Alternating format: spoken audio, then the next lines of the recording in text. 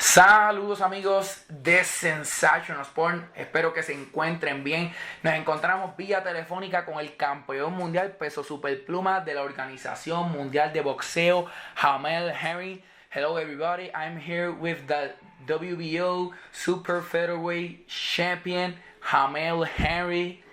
Greetings Jamel, how do you feel today? I feel good. I feel great. Just happy that I woke up healthy and ready to roll. That's nice. Jamel, right now you're already have a date to return to boxing on July 2. Since you feel like you're going to be in action in Las Vegas in a short time, unfortunately, it will be behind a closed door. How you feel about it? It's definitely a different experience, especially to be a world champion, to be fighting, behind closed doors with an audience. But we've all been there before, where we pretty much started our career fighting and without an audience, so it shouldn't be too much of an issue. But it'll definitely be a whole another experience, especially dealing with the whole pandemic going around the world. In social media, there are many rumors that your next rival will be nothing more and nothing less than the 11th ranked by the WBO Puerto Rican Jonathan Oquendo. Tell me that these rumors are true? For the most, I believe so. I believe for the most part we have a deal closely done. Nothing's been officially signed, but from what I've been told by Top Rank, they've been working with his team, and so I believe he's agreed to the fight. So right now I'm just waiting for a contract, but he's basically the closest high potential to making that fight. Sounds good. He say he's preparing to face you if they give that contract and he sign it. You like to fight to Jonathan Oquendo, a boxer with so much experience? Oh, definitely. Yeah, I respect him for what he's done. He's been around for a while. So of course I have to take that into consideration. But I know he's going to train hard because, like I said, this is a world title opportunity. So I wouldn't expect anything less. If you were to face him, what you will be expecting from him? What will you be expecting? I know he's pretty much of a pressure fighter. So I know he'll set a high pace. I know that for sure. He throws a lot of punches at times. But, I just have to be smart and not, just not underestimate him in there. On July 2, you will make your second title defense. If Oquendo was not your rival, who would you like him to be? We all know I was supposed to fight Carl Frampton, of course. So he was basically the top priority. But due to circumstances, I can't fight Carl over in Belfast or in the United States because of travel restrictions. So that's what we had to go to Kendall. But Carl Frampton was definitely the number one priority.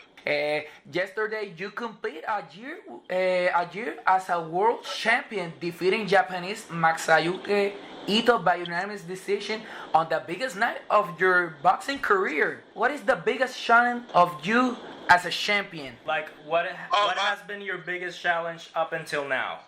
How do you feel about it? I mean, personally, mentally, I think the biggest challenge mentally is definitely keeping the hunger, especially when you win the title. You got to keep that same hunger that you've had throughout your whole career before you won the title. A lot of fighters, once they win the title, sometimes they feel they get too comfortable and they get too lax, and that's when they underestimate their opponents. But the biggest challenge is to basically stay hungry and to take every challenge seriously. You face Ito in a great match. What does it mean to you to be the WBO super featherweight world champion? I mean, it's a huge honor. It's a huge honor. The president, Paco, he's definitely been a great support. So I enjoy being the ambassador for the WBO, but it's definitely a huge honor, and I just looking forward to continue successfully defending the title and maybe winning other world titles as well. What is the most important thing to be a champion?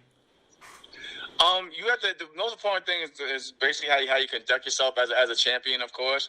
Once you're a champion, you're pretty much viewed by the public eye a lot more. So you have to carry yourself a certain way. But you have to be not only a real champion in the ring, but outside of the ring as well.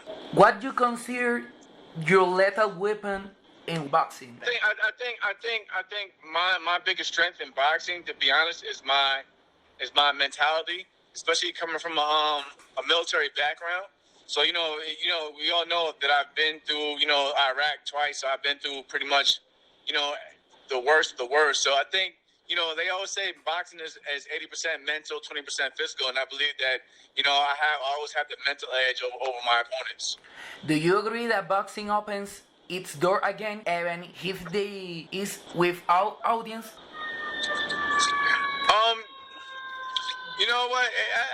That's a good question. Like